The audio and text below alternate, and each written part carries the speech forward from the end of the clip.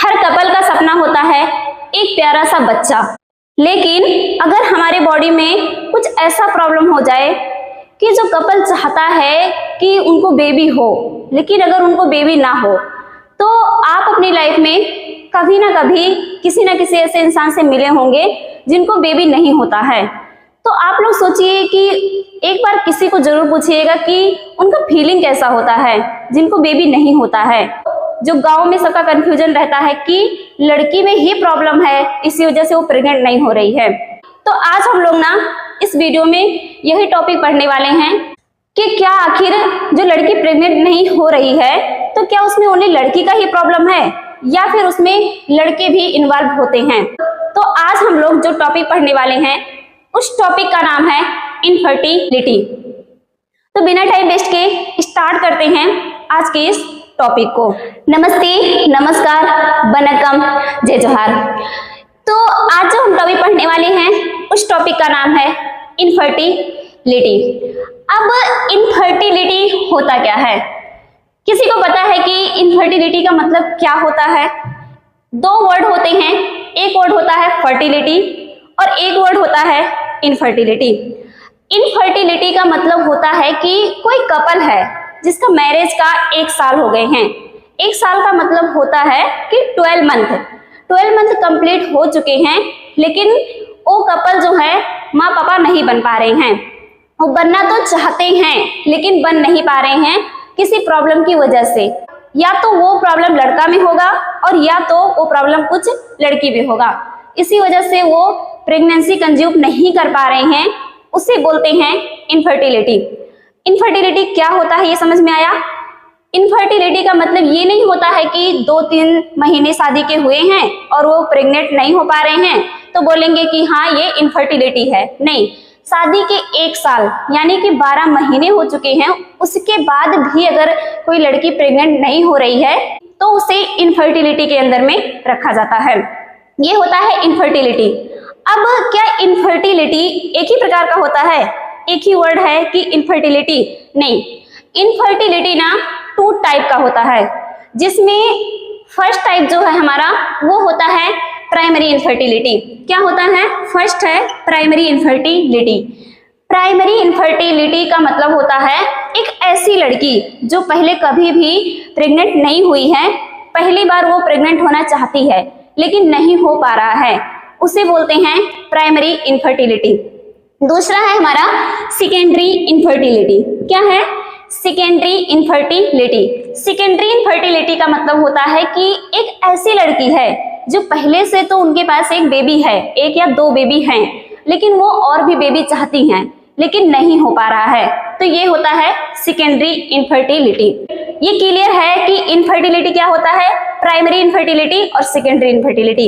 ये तीनों चीज समझ में आई? अब हम लोग सबसे पहले देखेंगे फीमेल इनफर्टिलिटी कि फीमेल इनफर्टिलिटी क्या होता है। इसके पहले मैं आप लोग को एक बात बता दूं कि मेल और फीमेल दोनों में इनफर्टिलिटी प्रॉब्लम होता है। जो गांव में हम लोग ये बोलते हैं ना कि ये लड़की प्रेग्नेंट नहीं हो रही है तो लड़की में प्रॉब्लम है, ये आप लोग का जो थिंकिंग है, आप लोगों का या फिर गांव वालों का या फिर आपके घर वालों का, वो थिंकिंग उनका गलत है। और इस वीडियो को जो लोग ये सोच रहे हैं ना कि लड़की की वजह से कोई प्रेग्नेंट नहीं हो रहे हैं, तो ये वीडियो को उनको जरूर आप लोग दिखाइएगा। तो देखिए, सबसे पहले हम लोग पढ़ेंगे इसमें फीमेल इनफर्टिलिटी, मेल का भी पढ़ेंगे और फीमेल का भी, ताकि आप लोग को अच्छे से क्लियर हो सके कि गलती ओनली लड़की का नहीं होता है। और देखा जाए तो गलती किसी का नहीं होता है, न लड़की का और न लड़का का। अगर हमारे बॉडी में प्रॉब्लम है तो क्या हम बोल सकते हैं कि ये लड़की का गलती है या लड़का का गलती है? किसी का गलती नहीं होता है। इसके पहले जो 12th के बच्चे हैं उनको मैं ये बोलना चाहूंगी कि आप लोग अब 12th में पहुंच गए हैं और 12th के साथ में आप लोग ना बायोलॉजी पढ़ रहे हैं। कहीं ना कहीं अगर आप लोग इस क्लास में आए हैं तो बायोलॉजी तो पढ़ रहे हैं ना, इसीलिए। अब क्या है कि यहाँ पे मैंने हर चीज को इंग्लिश में लिख रखा है। अब इंग्लिश में मैंने इसलिए लिख रखा है ताकि आप लोग थोड़ा सा 12th क्लास के बच्चे हैं तो इंग्लिश को भी सीखने के लिए कोशिश कीजिए, क्योंकि 12th के बाद में तो आप जो भी पढ़ेंगे आपको इंग्लिश में मिलेगा। मैं एक्सप्लेन इसको हिंदी में करूंगी, लेकिन आपको इंग्लिश भी पढ़ना चाहिए ताकि आगे चल करके आपको प्रॉब्लम ना हो, या तो आप मेडिकल लाइन में जाइए या बीएससी कीजिए, तो आपको कुछ भी प्रॉब्लम फेस ना करना पड़े। इसीलिए एक्सप्लेन तो हिंदी में करूंगी, लेकिन नोट्स जो बनाना है वो हिंदी और इंग्लिश दोनों को मिक्स करके बनाइए। आप लोगों में बहुत सारे बच्चों को मैं देख रही हूँ जो ओनली हिंदी लिख रहे हैं, तो ऐसा मत कीजिए कि ओनली हिंदी पे ही डिपेंड रहिए, क्योंकि आप 12th क्लास के बच्चे हैं, आगे जाएंगे तो आपको इंग्लिश में ही पढ़ना है, इसीलिए थोड़ा फोकस आपका इंग्लिश पर भी होना चाहिए। तो अब फीमेल इनफर्टिलिटी में सबसे पहले हम लोग देख लेते हैं कि प्रेगनेंसी स्टेप। अब what is the meaning of pregnancy step, ये क्या होता है?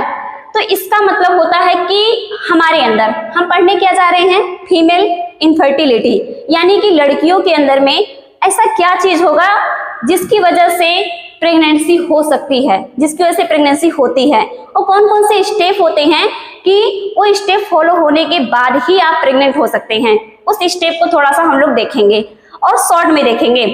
तो सबसे पहले जो है वो है ओवरी हेल्थी यंग, यानी कि सबसे पहला जो प्रेगनेंसी का स्टेप आता है वो होता है कि जो ओवरी है, इसे, ये क्या है, ओवरी है। अब इस ओवरी को हेल्थी यंग बनाना चाहिए, सबसे पहला स्टेप ये है। अगर ये जो ओवरी है ये हेल्थी यंग नहीं बनाएगा तो प्रेगनेंसी नहीं होगी। दूसरा बात, अब ये जो ओवरी है ये हेल्थी एग बनाएगा, और दूसरा स्टेप कि स्पर्म फैलोपियन ट्यूब। अब हेल्थी एग बनाने के बाद में इस फैलोपियन ट्यूब में यहाँ पे स्पर्म आना चाहिए ही चाहिए। फिर थर्ड आता है हमारा एग एंड स्पर्म फर्टिलाइजेशन। अब स्पर्म यहाँ पे फैलोपियन ट्यूब में आना चाहिए, उसके बाद जो यग है यहाँ से जा करके एग और स्पर्म का फर्टिलाइजेशन होना चाहिए। उसके बाद नेक्स्ट है फर्टिलाइजेशन यग, जाइगोट, यूट्रस। अब अगर फर्टिलाइजेशन हो जाता है तो ये यूट्रस में आना चाहिए, जो ये जाइगोट बना है इसे यूट्रस में यहाँ पे आना ही चाहिए। इसके साथ में जाइगोट यूट्रस एंडोमेट्रियम इम्प्लांटेशन, यानी कि अब अगर ये जो जाइगोट है अगर ये यहाँ पे आ भी गया है तो इसका यूट्रस के एंडोमेट्रियम लेयर से, अंदर का लेयर को क्या बोलेंगे, एंडोमेट्रियम, बाहर का लेयर है पेरीमेट्रियम, बीच का मायोमेट्रियम और अंदर का लेयर है एंडोमेट्रियम। तो एंडोमेट्रियम से इस एम्ब्रियो का आ करके इम्प्लांट होना चाहिए, उसके बाद ही प्रेगनेंसी कंप्लीट होती है। यहाँ से ही बेबी जो होता है वो ग्रो करना स्टार्ट करता है। अब ये जो यहाँ पे 5 स्टेप लिखे हुए हैं, अगर इसमें से कोई भी स्टेप एक लड़के के बॉडी में फॉलो नहीं होता है, नहीं हो पाता है, तो प्रेगनेंसी नहीं होगी। फॉर एग्जाम्पल कि अगर यहाँ पे मानती हूँ कि सब कुछ हो गया, यहाँ पे ये जो ओवरी है ये एक हेल्थी एग को प्रोड्यूस किया, ये यग यहाँ पे पहुंच भी गया, फर्टिलाइजेशन भी हो गया, लेकिन अगर वो इम्प्लांटेशन ही नहीं होगा तो क्या कोई लड़की प्रेग्नेंट हो पाएगी? बिल्कुल भी नहीं हो पाएगी। जब ये 5 स्टेप एक लड़की के बॉडी में सही से होगा तब जा करके वो प्रेगनेंसी कंज्यूम करती है। तो ये 5 स्टेप थे प्रेगनेंसी के। ये समझ में आया? ये अच्छे समझ में आ गया है? कुछ डाउट? नेक्स्ट अब हम लोग देखेंगे केसेस। फीमेल में ऐसा क्या प्रॉब्लम होता है कि जिसकी वजह से इनफर्टिलिटी डेवलप होती है? तो इसमें फर्स्ट है ओव्यूलेशन प्रॉब्लम। क्या है? Ovulation problem. अब ओव्यूलेशन का मतलब क्या होता है? कल पढ़ाया गया था, किसी को पता है कि ओव्यूलेशन का मतलब क्या होगा? हाँ बोलिए। ओवरी से एक का रिलीज होना ओव्यूलेशन कहलाता है। ओवरी से एक का रिलीज होना क्या कहलाएगा? क्या कहलाएगा? ओव्यूलेशन। ओके, तो ये है कि ओव्यूलेशन तो पता है ना कि ओव्यूलेशन क्या हो रहा है। तो देखिए ओव्यूलेशन, अब ओव्यूलेशन प्रॉब्लम, ओव्यूलेशन प्रॉब्लम का मतलब क्या है कि यहाँ पे क्या है कि यग जो ओवरी से रिलीज हो रहा है ये सही टाइम पे रिलीज नहीं होगा। तो ये फर्स्ट रीजन होता है फीमेल इनफर्टिलिटी का, और इसमें ना सबसे कॉमन केस जो आता है वो होता है पीसीओएस। पीसीओएस जो है वो एक सर्जिकल नर्सिंग का दूसरा टॉपिक है, लेकिन मैं फिर भी इसको थोड़ा सा आप लोगों को एक्सप्लेन करूंगी, ठीक है? ज्यादा नहीं बताऊंगी, अगर आप लोग चाहोगे तो बाद में सर्जिकल नर्सिंग में इसको फिर से अच्छे से एक्सप्लेन कर दूंगी, लेकिन अभी मैं इसको थोड़ा सा आप लोग को एक्सप्लेन करूंगी कि पीसीओएस होता क्या है। अब ओव्यूलेशन प्रॉब्लम में होता क्या क्या है? तो सबसे पहले आता है पीसीओएस, पॉलीसिस्टिक ओवेरियन सिंड्रोम, और दूसरा एक और वर्ड है ऐसे ही पीसीओडी। तो ये है सिंड्रोम। और पीसीओडी जो होता है वो एक डिसीज है। पीसीओएस क्या है? सिंड्रोम है, और पीसीओडी जो है वो डिसीज है। अब ये जो पीसीओएस है ना, ये सबसे कॉमन प्रॉब्लम होता है ओव्यूलेशन में।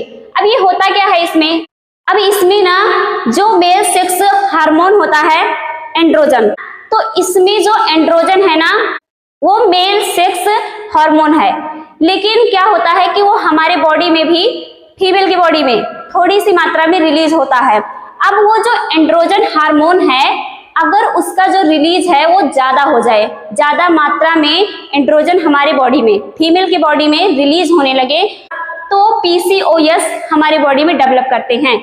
इस टाइम पे होता क्या है ना कि हमारा जो पीरियड होता है वो इरेगुलर हो जाता है, और इसके साथ में ना ओवरी में यहाँ पे क्या हो रहा है, सिस्ट डेवलप हो जाएंगे।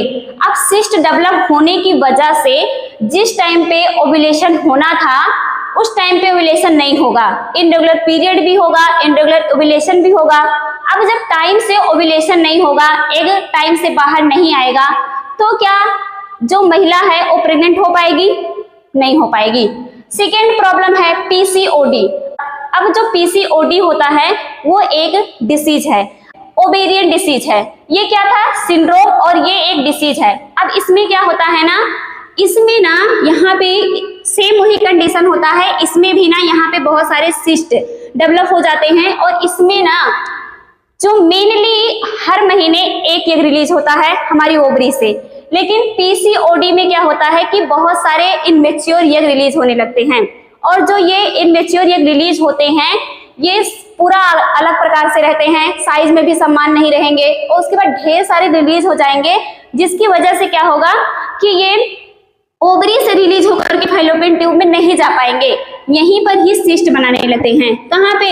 ओवरी में। अब यहाँ पे ये सिस्ट बनने लगता है, तो यहाँ से तो ये रिलीज नहीं होगा, तो जब रिलीज नहीं होगा तो अगर स्पर्म आएगा भी तो फर्टिलाइज किसको करेगा? किसी को भी नहीं कर पाएगा ना, क्योंकि स्पर्म जिसको फर्टिलाइज करता वो तो आया ही नहीं है। तो ये दोनों डिफरेंस होता है पीसीओएस में और पीसीओडी में। पीसीओएस जो है ये एक हार्मोन का प्रॉब्लम है, और जबकि पीसीओडी जो है ये एक ओवेरियन डिसीज है। ये दोनों डिफरेंस होते हैं पीसीओएस और पीसीओडी में। दूसरा है इसके बाद थायराइड। अगर बहुत लोगों को थायराइड प्रॉब्लम होता है ना, अगर थायराइड प्रॉब्लम हो जाता है तो उस टाइम पे भी ओव्यूलेशन का प्रॉब्लम होता है, यहाँ से जो एग रिलीज होना है ये टाइम से रिलीज नहीं हो पाएगा। उसके बाद है प्रोलैक्टिन। प्रोलैक्टिन का मतलब क्या होता है कि एक लड़की है जो कि प्रेग्नेंट नहीं हुई है, वो बेबी को ना स्तनपान भी नहीं करा रही है, उसके बाद भी मिल्क जैसा ही डिस्चार्ज होने लगता है ब्रेस्ट से, इसे बोलते हैं प्रोलैक्टिन। उसके बाद है स्ट्रेस। अगर ज्यादा कोई स्ट्रेस ले रही है तो स्ट्रेस की वजह से भी ना यहाँ से क्या होता है कि ओवरी से एग रिलीज नहीं होगा, और रिलीज नहीं होगा तो वही कंडीशन होगा कि प्रेगनेंसी में प्रॉब्लम होगी।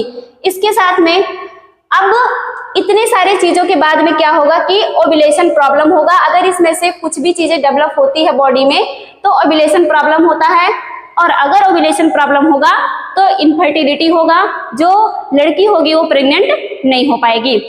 तो ये पहला ओव्यूलेशन प्रॉब्लम क्या क्या होता है समझ में आया? क्लियर है? Is this clear? Then second है fallopian tube blockage. Ovulation problem सबको अच्छे से समझ में आ गया है। अब हम लोग देखेंगे फैलोपियन ट्यूब ब्लॉकेज। तो जो फैलोपियन ट्यूब ब्लॉकेज है ये क्या होता है? तो सबसे पहले ना पीआईडी, ये जो पीआईडी है ये कॉमन प्रॉब्लम होता है फैलोपियन ट्यूब ब्लॉकेज में। पीआईडी का मतलब होता है पेल्विक इन्फ्लामेटरी डिसीज। इसमें क्या होता है ना कि ये जो हमारा फैलोपियन ट्यूब है यहाँ पे ना इन्फ्लामेशन डेवलप हो जाता है, सूजन डेवलप हो जाता है।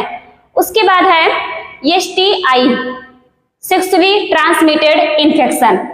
अगर कोई सेक्सुअली ट्रांसमिशन इन्फेक्शन हो गया है तो भी फैलोपियन ट्यूब ब्लॉक हो सकता है। उसके बाद है एंडोमेट्रियोसिस। क्या है?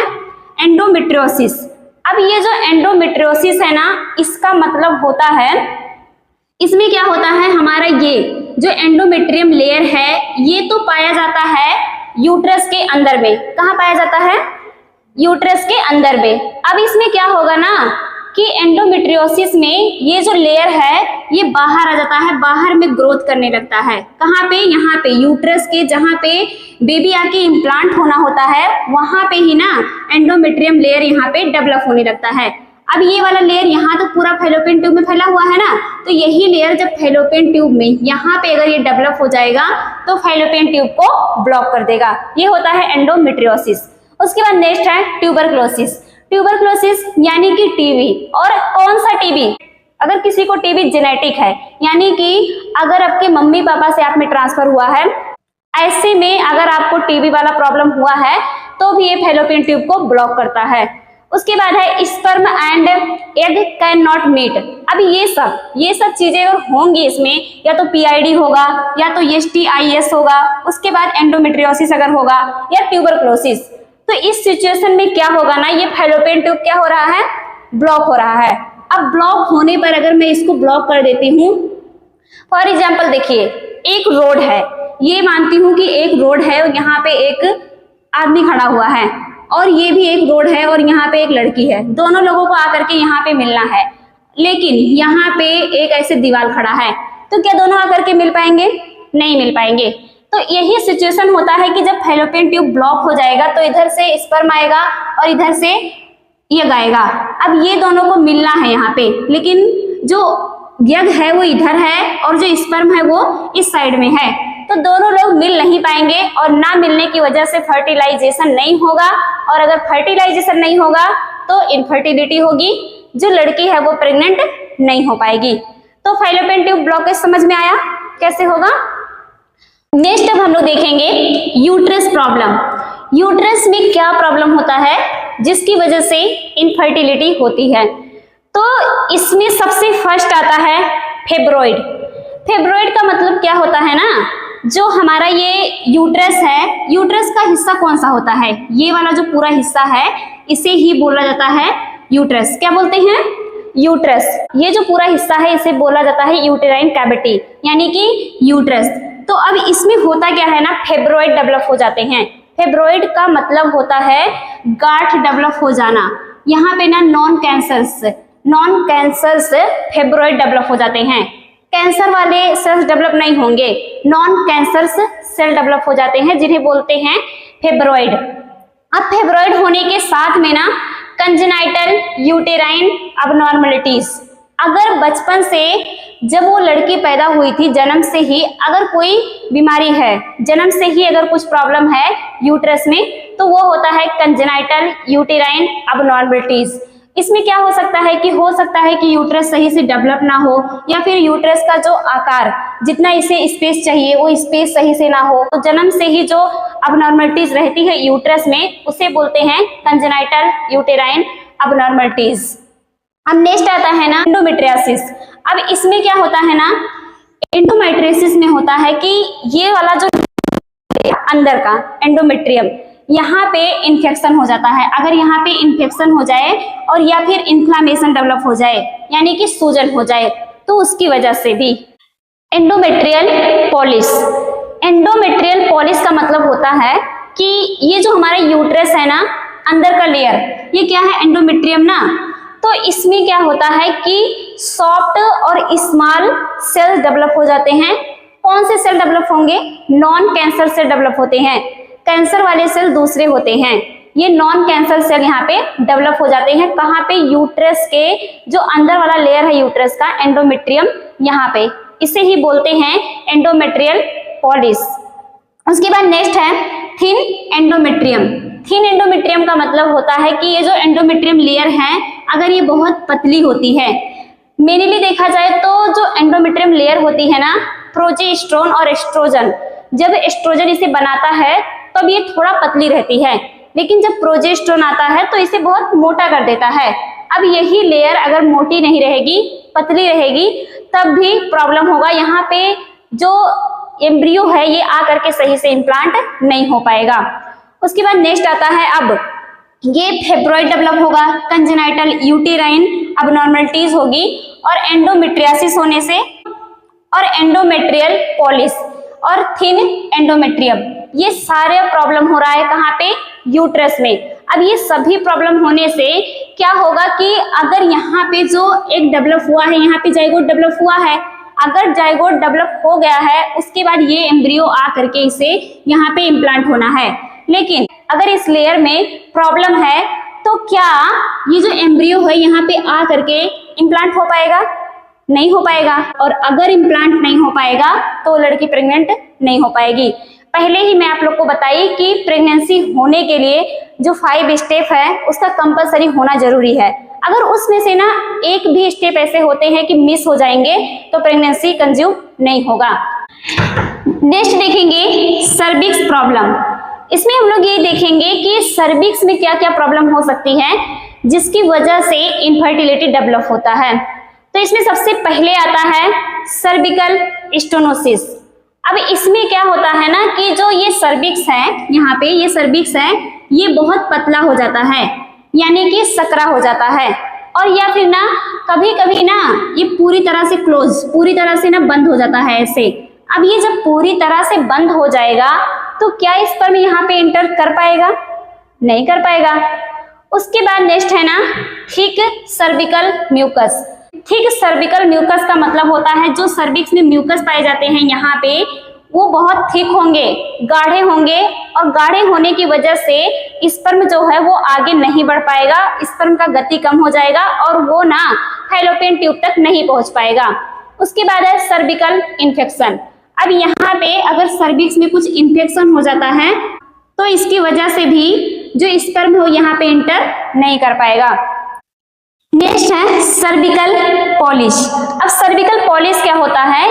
ये जो सर्विक्स है यहाँ पे हमारा, इस सर्विक्स में क्या होता है कि soft non cancer cell develop हो जाते हैं।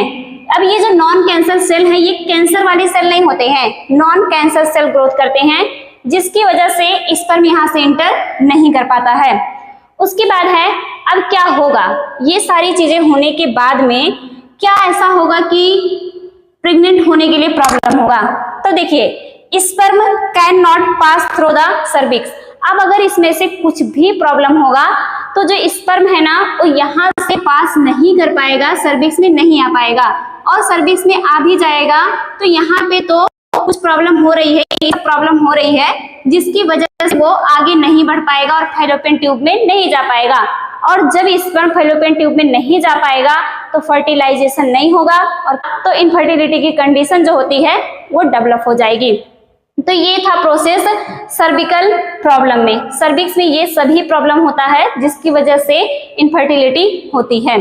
तो ये हम लोग 4 इंपॉर्टेंट पॉइंट पढ़े इस टॉपिक के अंदर में। ओव्यूलेशन प्रॉब्लम पढ़े, आई होप कि ये आप लोग को समझ में आ गया होगा।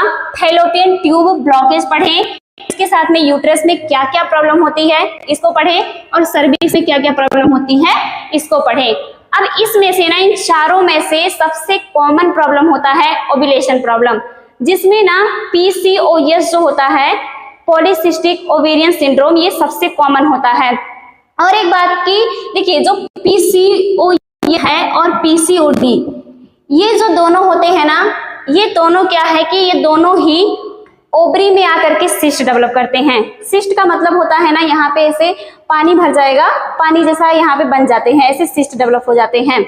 अब एक बात की ये जो होता है ना, ये मोर सीरियस होता है।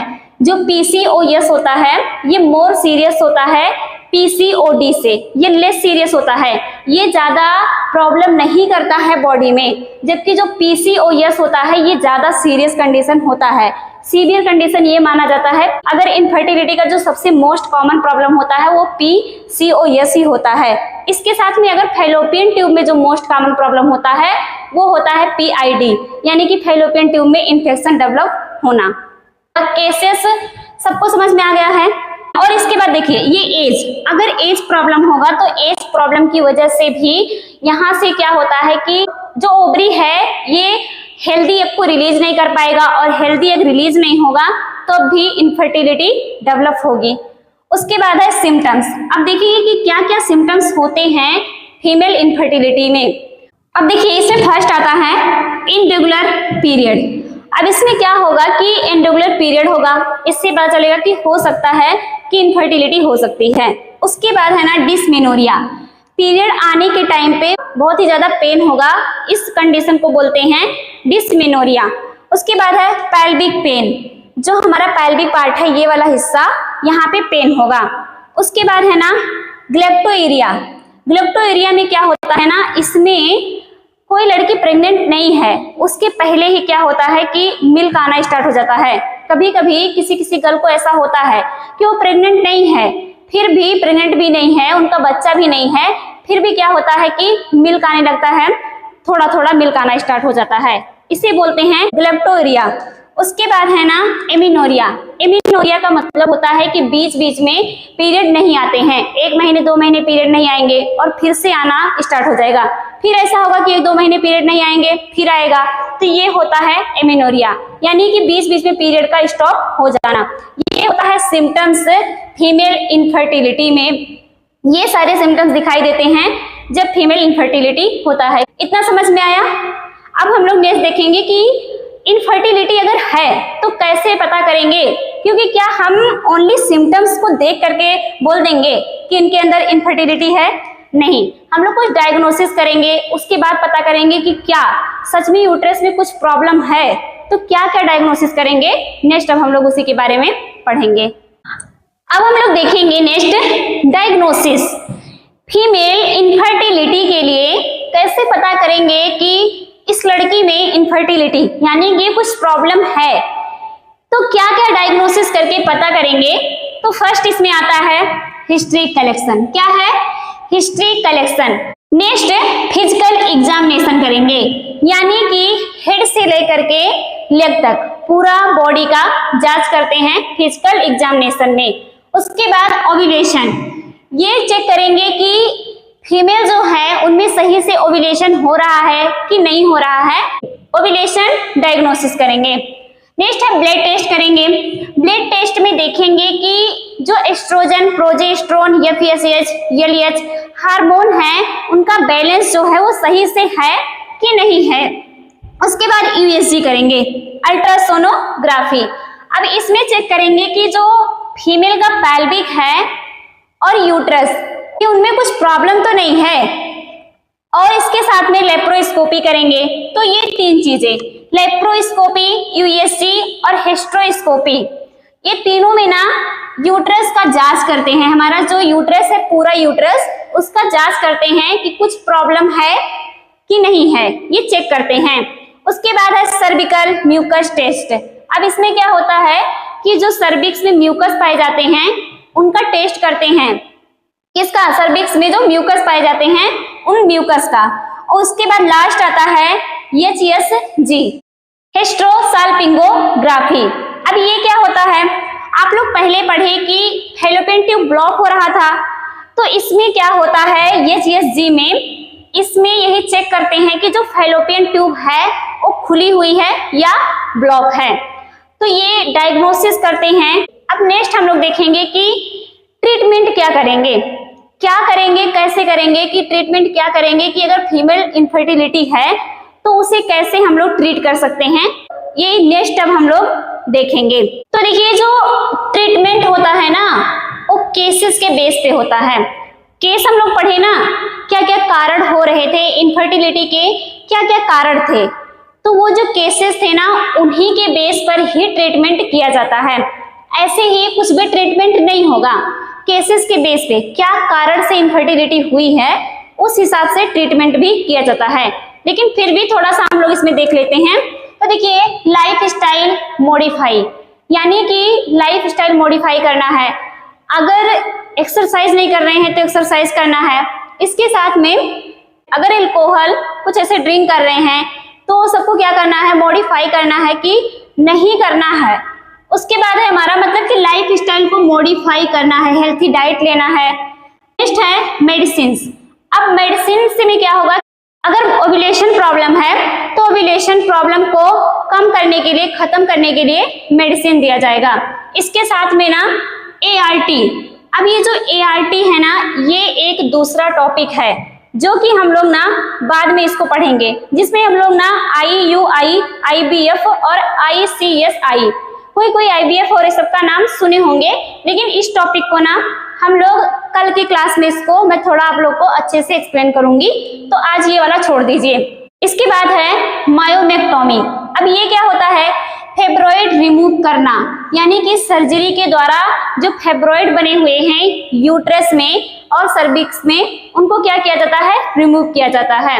उसके बाद है पॉलीपेक्टोमी। इसमें क्या होता है? जो पॉली बने हुए हैं उनको रिमूव किया जाता है।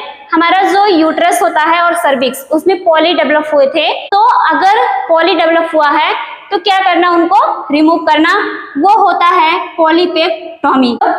डिटेल में इन तीनों के बारे में कल अच्छा से पढ़ेंगे।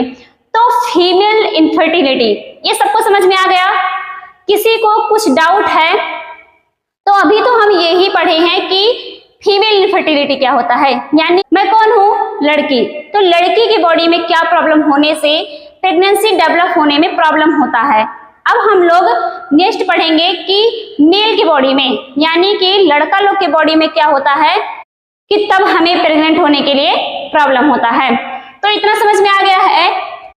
से टॉपिक को समझते बुझ लो। किसी डाउट की से टॉपिक रे किसी डाउट होउछि कि नहीं? जाहेले डाउट होउछि ताहेले पचारंतु, मु कहि देबी एबे क्लियर होछि। ठीक होछि। नेक्स्ट आमे माने मेल इनफर्टिलिटी पढ़िबा को जाउछि। अब ना नेक्स्ट हम लोग पढ़ेंगे मेल इनफर्टिलिटी। अब मेल इनफर्टिलिटी क्या होता है? फर्स्ट इसमें आता है प्रेगनेंसी स्टेप। इसके पहले हम लोग पढ़े फीमेल इनफर्टिलिटी। अब हम लोग देखेंगे कि मेल के बॉडी में ऐसा क्या प्रॉब्लम होगा कि मेल इनफर्टिलिटी का प्रॉब्लम आता है। अब सबसे पहले मेल इनफर्टिलिटी होता क्या है? क्या है मेल इनफर्टिलिटी? तो जो फीमेल इनफर्टिलिटी था कि फीमेल की बॉडी में कुछ प्रॉब्लम होने की वजह से वो प्रेगनेंसी कंज्यूम नहीं कर पा रही थी, वैसे ही ना मेल की बॉडी में भी अगर कुछ प्रॉब्लम होता है तो क्या होगा कि स्पर्म सही से नहीं बन पाएंगे अगर मेल की बॉडी में, तो प्रेगनेंसी कंज्यूम नहीं कर पाएगी उनकी वाइफ जो लड़की है। तो ये होता है मेल इनफर्टिलिटी। अब ये भी 2 टाइप का होता है, मेल फर्टिलिटी भी 2 टाइप का होता है, प्राइमरी इनफर्टिलिटी और सेकेंडरी इनफर्टिलिटी। तो प्राइमरी इनफर्टिलिटी होता है कि जो एक लड़का है वो कभी भी अभी उनका एक भी बच्चा नहीं हुआ है और पहली बार वो बच्चा चाह रहा है, लेकिन फिर भी नहीं हो पा रहा है, मतलब जो उनकी वाइफ है वो प्रेग्नेंट नहीं हो पा रही है, तो ये होता है प्राइमरी इनफर्टिलिटी। सेकेंडरी इनफर्टिलिटी क्या होता है कि उनके पास एक बच्चा तो पहले से है, 1-2 बच्चे, और फिर और बच्चे चाहते हैं लेकिन अब वो नहीं हो पा रहा है, तो ये होता है सेकेंडरी इनफर्टिलिटी। अब इसमें हम लोग सबसे फर्स्ट देखते हैं प्रेगनेंसी स्टेप्स। जैसे कि फीमेल में हम लोग पढ़ें कि प्रेगनेंसी स्टेप, जो स्टेप थे अगर उसमें से एक भी स्टेप मिसिंग होगा तो प्रेगनेंसी नहीं हो पाएगी, वैसे ही ना मेल में भी सेम है। अगर जो प्रेगनेंसी के स्टेप है उसमें से एक भी स्टेप मिस होता है तो जो उनकी वाइफ है वो प्रेग्नेंट नहीं हो पाएगी। तो इसमें क्या क्या आते हैं? इसमें 4 पॉइंट है। सबसे पहला है हेल्थी स्पर्म। क्या है? Healthy sperm. तो सबसे पहले कि जो फीमेल के बॉडी में स्पर्म इंटर कर रहा है वो हेल्थी होना चाहिए। उसके साथ में स्पर्म काउंट, अब ज्यादा मात्रा में स्पर्म बनना चाहिए। अगर कम स्पर्म बनेगा तब तो वो हमारे बॉडी में जाते ही जो हमारा सर्विक्स है वो तो उसको खत्म कर देगा, तो अगर ज्यादा काउंट में रहेंगे तो ही वो हमारे फैलोपियन ट्यूब तक पहुंच पाएंगे। नेक्स्ट है स्पर्म मोटिलिटी। अब स्पर्म मोटिलिटी क्या होता है? उनका जो गति है, तैरने का जो गति है वो तेज होना चाहिए। अगर स्लो जाएंगे तो क्या होगा कि तब तक वो पहुंचते पहुंचते खत्म हो जाएंगे। उसके बाद है स्पर्म मार्फोलॉजी। स्पर्म मार्फोलॉजी का मतलब होता है स्पर्म का जो आकार है वो सही होना चाहिए। ये नहीं कि छोटा बड़ा मोटा पतला, ऐसे नहीं होना चाहिए। स्पर्म का जो आकार है वो सही होना चाहिए। उसके बाद है केसेस। अब मेल में क्या क्या केसेस होते हैं जिनकी वजह से प्रेगनेंसी होने में प्रॉब्लम होता है? तो इसमें फर्स्ट आता है अबनॉर्मल स्पर्म मार्फोलॉजी, यानी कि जो स्पर्म है उसका जो शेप साइज है वो क्या होगा कि अबनॉर्मल होगा, कहीं मोटा कहीं पतला, कोई छोटा कोई बड़ा, किसी में पूंछ डेवलप नहीं होगा। तो ये होता है अबनॉर्मलिटीज स्पर्म में। उसके बाद है हार्मोन प्रॉब्लम। अब इसमें क्या है कि जो LH और FSH और टेस्टोस्टेरोन, ये जो हार्मोन है इनका लेवल क्या होगा ना, डिक्रीज या फिर इंक्रीज, मतलब कुछ भी हो सकता है। अगर जितना चाहिए उससे डिक्रीज हो गया या फिर इंक्रीज हो गया तो उसकी वजह से क्या होगा, प्रॉब्लम होगा और स्पर्म क्या होगा, सही से बन नहीं पाएंगे। उसके बाद है वेरिकोसील। अब वेरिकोसील क्या होता है, वेरिकोसील का मतलब होता है कि जो टेस्टिस हैं उनमें इंफेक्शन डेवलप हो जाना, जो टेस्टिस होते हैं उनमें इंफेक्शन डेवलप हो जाना। अब होगा क्या, इन्फेक्शन डेवलप होने की वजह से ना इनका टेम्परेचर बढ़ जाएगा, किनका, टेस्टिस का, और उनका टेम्परेचर बढ़ जाएगा तो टेम्परेचर बढ़ने की वजह से सही से स्पर्म नहीं बन पाएंगे। नेक्स्ट है इन्फेक्शन, मम्स या फिर STD।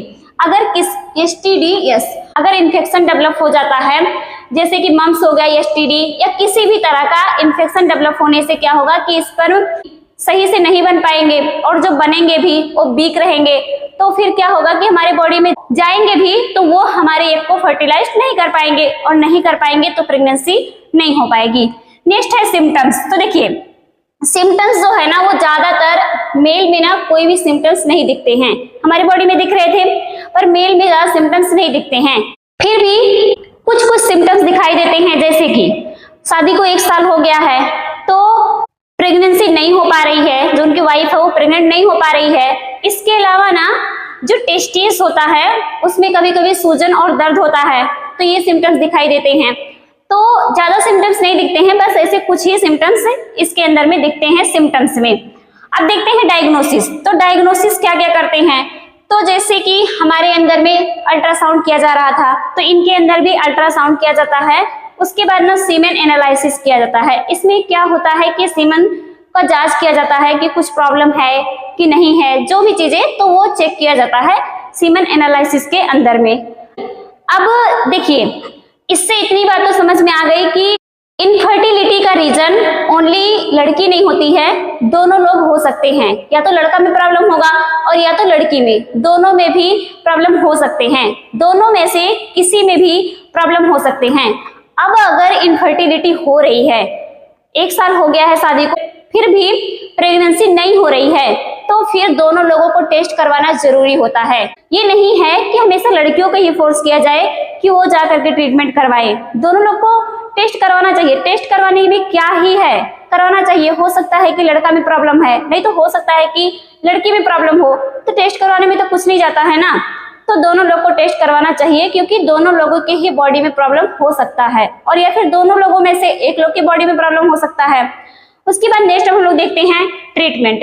तो ट्रीटमेंट में क्या होता है कि इसमें मेडिसिन दिया जाएगा ताकि जो स्पर्म है, स्पर्म का काउंट बढ़ सके और वो स्ट्रॉन्ग स्पर्म बन सके लड़का लोग के बॉडी में। उसके बाद है अब ART। इसमें भी ART किया जाता है। तो ART जो है ये मैं पहले आप लोग को बताई कि इसको हम लोग क्या करेंगे, नेक्स्ट क्लास में पढ़ेंगे। आज का जो हमारा टॉपिक था इनफर्टिलिटी, आई होप कि आप लोग को समझ में आया होगा। से टॉपिक तो छोटा होची ना, बेबी डेवलप कोठी होची, से टॉपिक को बुझलो समझते किसी असुविधा की जाइले किसी असुविधा होची तो कहले कहंतु, इबे कहंतु परे कहबो ताहेले भी मु कहि देबी, किंतु जाहेले इबे किसी डाउट होची ताहेले इबे ही कहंतु। अगर किसी को कुछ डाउट होता है तो आप लोग पूछ लीजिएगा। उसके बाद एक बात कि इसमें हम लोग ओनली 2 ही हेडिंग पढ़े हैं, फीमेल फर्टिलिटी और मेल फर्टिलिटी, और वो भी इजी तरीके से। तो मुझे नहीं लगता कि आप लोगों को कुछ डाउट होगा, अगर होता भी है तो आप लोग पूछोगे। तो आज का हमारा ये जो क्लास है वो यहीं पे खत्म करते हैं, मिलते हैं नेक्स्ट क्लास में। Have a nice day.